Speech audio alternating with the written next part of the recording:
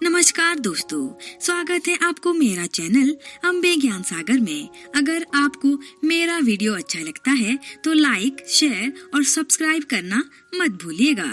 धन्यवाद। आज जो कहानी है यह है 7 रानियों की कहानी। एक राजा थे, उनकी 7 रानियां थी। 7 रानियों के होने के बाद भी राजा के कोई संतान नहीं थी। इसी कारण राजा और 7 रानियां बहुत दुखी और परेशान रहते थे। राजा और उनकी रानियां बहुत पूजा पाठ करते थे। एक बार उनके यहाँ अवसान माता की पूजा का बुलावा आया तो जो 6 रानियां थी आपस में कहने लगी कि हम तो रानियां हैं, किसी के घर चना और गुड़ खाने जाएंगे तो क्या अच्छा लगेगा। परंतु 7वीं रानी का पूजा में जाने का बहुत ही मन था। 7वीं रानी के साथ उनके मायके से एक दासी भी आई थी। रानी ने अपनी दासी से कहा कि मेरा तो बहुत मन है पूजा में जाने का, लेकिन जब ये रानियां नहीं जाएंगी तो मैं अकेली कैसे जाऊं। तो दासी बोली कि कोई बात नहीं रानी जी, आप अकेले नहीं जा सकती हैं, लेकिन मैं तो वहाँ जा सकती हूँ, मैं चली जाती हूँ। रानी ने कहा कि ये ठीक है, तुम पूजा में शामिल होने के लिए चली जाओ। रानी के कहने पर वह दासी अवसान मैया की पूजा में शामिल होने के लिए चली जाती है। वहाँ से प्रसाद लेकर 7वीं रानी को दे देती है। रानी ने प्रसाद को बहुत ही श्रद्धा के साथ ग्रहण किया और हाथ जोड़कर कहा, हे माँ, हमको भी बेटी देना और बेटे देना। माता ने 7वीं रानी की प्रार्थना सुन ली। कुछ दिन बाद राजा को पता चला कि उनके यहाँ खुशियाँ आने वाली हैं। राजा खुश होकर खूब दान पुण्य करने लगे और 7वीं रानी का खूब ख्याल रखने लगे। ये देखकर जो 6 बड़ी रानियां थी उनको बिल्कुल भी अच्छा नहीं लगा। वह सब आपस में कहने लगी कि अभी तो राजकुमार आए भी नहीं हैं और राजा साहब छोटी रानी का इतना ध्यान रख रहे हैं, और जब राजकुमार आ जाएंगे तो हमारी तो कोई इज्जत ही नहीं रह जाएगी। सारी रानियां कहने लगी कि हमें कुछ ऐसा करना चाहिए जिससे कि राजा का ध्यान हम सब पर भी आए। एक दिन जब राजा छोटी रानी का हालचाल पूछने के लिए जा रहे थे तो रानियों ने कहा कि राजा साहब, आप क्यों परेशान होते हैं, हम सब छोटी रानी का ख्याल रख लेंगे, आप अपना राज्य को संभालिए। राजकुमार आएंगे तो हमें भी तो माँ कहकर बुलाएगा, इसीलिए हम सब मिलकर छोटी रानी का पूरा ध्यान रखेंगे।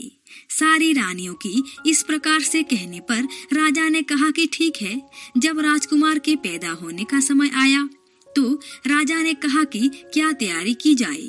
रानियों ने कहा कि राजा साहब, आप परेशान ना हो, हम सब संभाल लेंगे, दासियां और हम सब मिलकर संभाल लेंगे। राजा ने कहा कि ठीक है और निश्चिंत होकर अपने राज्य के कार्य में लग गए। कुछ समय बाद जब राजकुमार का जन्म हुआ तो रानी ने जैसा प्रसाद खाए समय कहा था कि हमें बेटी देना और बेटे देना। अवसान माता ने उनकी पूरी बात सुन ली थी। छोटी रानी ने 5 बेटे और 1 बेटी को जन्म दिया था। जब सारी रानियों ने ये देखा तो बोली, अरे इनके तो 5 बेटे और 1 बेटी हुई है। जैसा कि उन लोगों ने पहले ही सोचा था कि जब रानी को बच्चा होगा तो हम उसे रोने से पहले ही हटा देंगे। 6 रानियों ने बच्चों को रोने से पहले ही उनको छोटी रानी के पास से हटा दिया। रानी को जब होश आया तो उसने पूछा कि क्या हुआ है। तब सारी रानियों ने कहा कि आपको तो कंकर पत्थर हुए हैं, और उन्होंने कंकर पत्थर दिखा दिए जो उन्होंने पहले से लेकर रख दिए थे। ये देखकर छोटी रानी बहुत दुखी हो गई और सोचने लगी कि जब राजा साहब सुनेंगे तो बहुत दुखी होंगे। इधर 6 रानियों ने सोचा कि इन बच्चों को मार दिया जाए। रानी के मायके से जो दासी आई थी वह ये सब देख रही थी। उसको ये देखकर बहुत दुख हो रहा था कि छोटी रानी ने कितनी प्रार्थना करने के बाद अवसानी मैया से बच्चे होने का वरदान पाया था, और ये रानियां इन बच्चों को मारने जा रही हैं। दासी ने रानियों से कहा कि आप लोग क्यों इन्हें मारकर अपने सर पर हत्या करने का इल्जाम ले रही हैं? मैं इन्हें यहाँ से कहीं दूर जंगल में छोड़ आऊंगी। वहाँ जब इन लोगों को कुछ खाने को पीने को नहीं मिलेगा तो ये सब अपने आप ही मर जाएंगे।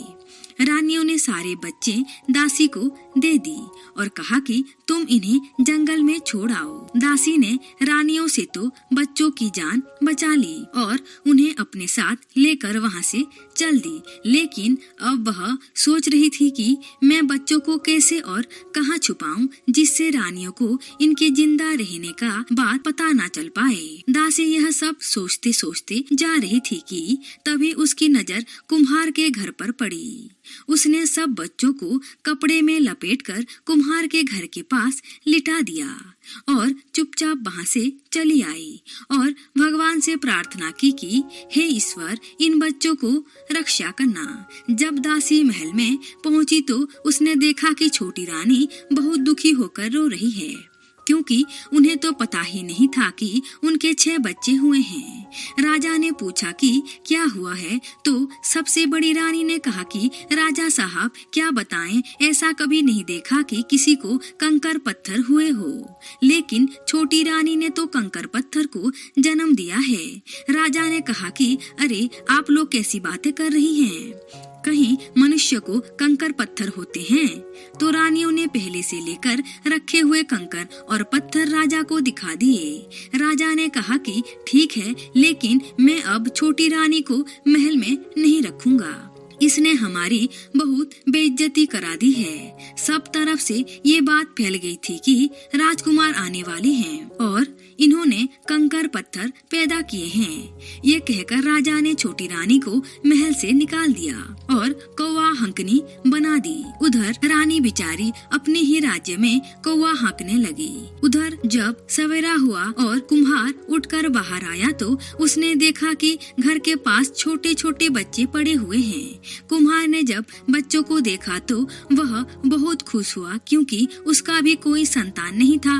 वह रोज सुबह उठकर भगवान से यही प्रार्थना करता था कि हे प्रभु, मुझे भी एक औलाद दे दे जिससे कि मेरा वंश आगे बढ़ सके।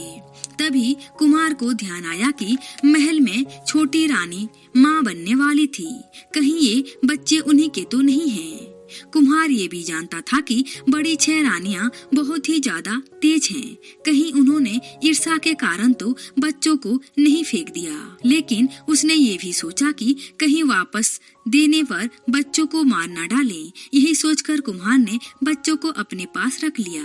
बच्चे जब थोड़े बड़े हुए तो कुम्हार ने उन 5 राजकुमारों को मिट्टी के हाथी और घोड़े बनाकर दे दिए और जो राजकुमारी थी उनको भी मिट्टी की चकिया बनाकर दे दी। बच्चे जब घोड़ा चलाते तो आवाज करते थे कि चल मेरे घोड़ा हिन हिन हिन, और हाथी का भी ऐसे ही आवाज निकालते रहते थे। राजकुमारी जब चकिया चलाती तो वह भी बोलती थी कि चल मेरी चकिया चकर चकर। कुम्हार के घर के पास से 6 रानियां रोजाना गंगा नहाने के लिए जाती थी। वह रोजाना बच्चों को खेलते हुए देखती थी।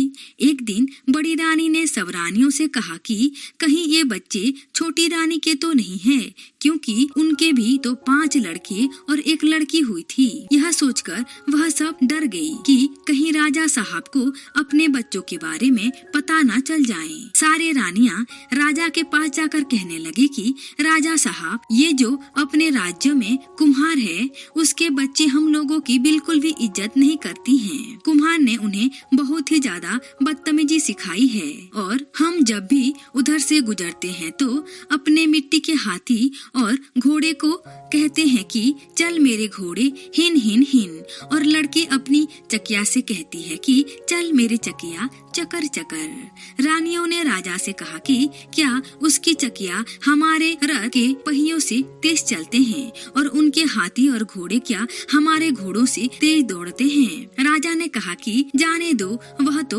बच्चे हैं। लेकिन रानियों ने राजा को उल्टा सीधा समझाकर उन बच्चों को मरवा दिया।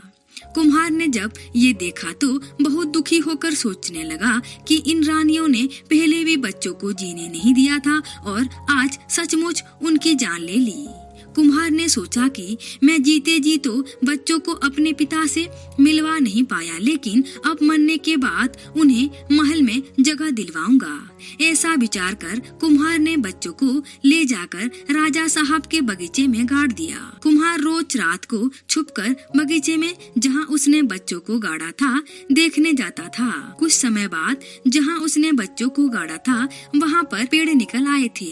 जो 5 लड़के थे उनकी जगह पर आम के पेड़ निकले और जो राजकुमारी थी उसकी जगह पर केतकी का पेड़ निकल आया था। कुम्हार ने देखा कि केतकी के पेड़ पर फूल निकल आए हैं। कुम्हार ने आम के पेड़ से एक एक पत्ता तोड़ा और केतकी का फूल ले जाकर राजा को दे दिया। उसने सोचा कि राजा साहब ने तो अपने बच्चों को गोद में उठाया ही नहीं था, तो चलो कम से कम इसी बहाने वह अपने बच्चों को गोद में उठा लेंगे। राजा ने जब फूल और पत्तों को देखा तो बोले कि अरे ये तो बहुत सुंदर फूल है और ये आम का पत्ता भी कितने सुंदर लग रहे हैं। राजा ने कुम्हार से पूछा कि इतने सुंदर फूल और पत्तों को कहाँ से लाए हो? तो कुम्हार ने कहा कि अरे राजा साहब, ये तो अपने ही बगीचे में है। मैं इधर से आ रहा था तो आपके लिए ले आया। राजा ने कहा कि यह बहुत सुंदर है, इन्हें मैं अपनी रानियों को दूंगा। राजा ने फूल और पत्ते लेकर अपनी 6 रानियों को दे दी। वे सब बहुत खुश हो गई और उन्होंने राजा से पूछा कि इतने सुंदर फूल और पत्ते आप कहाँ से लाए हैं? राजा ने कहा कि ये सब अपने ही बगीचे के हैं। तब रानियों ने सोचा कि चलो हम लोग इसको तोड़ने चले। जब रानियां बाग में फूल और पत्ते तोड़ने के लिए पहुंची तो फूल उससे टूटा ही नहीं। फूल के पेड़ से आवाज आई, पाचा भैया रानी फूल तोड़त है, दे दे क्या? तो आम के पेड़ से आवाज आती है कि नहीं नहीं बहन, आकाश छू जाओ। रानियों ने राजा को आकर ये बात बताई तो राजा भी फूल तोड़ने के लिए गए। जैसे ही राजा ने फूल तोड़ने के लिए हाथ बढ़ाया तो राजा से भी फूल नहीं तोड़ा गया। फूल का पेड़ और ऊंचा हो जाता। राजा ने पूरे राज्य में घोषणा कर दी कि जो भी इस फूल को तोड़ेगा उसको इनाम दिया जाएगा, लेकिन किसी से भी फूल टूटा नहीं। छोटी रानी की दासी भी ये सब देख रही थी और सोचती है कि कहीं ये रानी के बच्चे तो नहीं हैं। दासी ने डरते हुए राजा साहब से कहा कि राजा साहब, जान की माफी हो तो एक बात कहें। राजा ने कहा कि कहो। तो दासी ने कहा कि छोटी रानी भी तो इसी राज्य की है, आपने उनसे फूल तोड़ने को नहीं कहा। जब किसी से फूल नहीं टूटा तो कौवा हकनी क्या करेगी? दासी ने कहा कि अरे राजा साहब, आपके राज्य में रहती है, आपका अन्न जल खाती है, तो एक बार फूल तोड़ने के लिए कह दीजिए। राजा ने कहा कि ठीक है, तुम जाकर कह दो। छोटी रानी को बुलाया गया तो वह बहुत डरी डरी सी आई और उन्होंने डरते डरते अपना आंचल पेड़ के नीचे कर दिया। तो फूल के पेड़ से आवाज आई, पाचा भैया माँ आई है फूल तोड़ने, फूल दे दे क्या? तो आम के पेड़ से आवाज आती है, माँ के आंचल में गिर जाओ और आंचल को फूलों से भर दो। इतना सुनते ही केतकी का पेड़ फूलों से भर गया और सारे के सारे फूल छोटी रानी के आंचल में आकर गिर गए। सारी प्रजा रानी के जय जयकार करने लगी। राजा ने देखा तो उन्हें बहुत बुरा लगा कि मैं फूल तोड़ने के लिए हाथ बढ़ाया तो फूल टूटा ही नहीं और कौवा हकनी से कैसे टूट गया। रानियों ने जब यह देखा तो उन्हें थोड़ा सा शक हुआ कि कहीं ये पेड़ के नीचे रानी के बच्चे तो नहीं दबे हैं, क्योंकि वह फूल कुम्हार के तोड़ने से भी टूट गया था। तो रानियों ने राजा से कहा कि राजा साहब, कौवा हकने वाली के तोड़ने से फूल टूट गया और आपके तोड़ने से नहीं टूटा, आप इस पेड़ को कटवा दीजिए। राजा ने रानियों की बात सुनकर कहा कि हाँ, हम इन पेड़ों को कटवा देंगे। दासी ये देखकर परेशान हो गई कि अभी 6 रानियां यह पेड़ भी कटवा देंगी। वह दासी राजा साहब के पास जाकर बोली कि अरे राजा जी, अकेले छोटी रानी के तोड़ने से ही तो फूल नहीं टूटा है, कुम्हार से भी तो टूटा है। आप कुम्हार को बुलाकर पूछिए कि उसने फूल कैसे तोड़ा।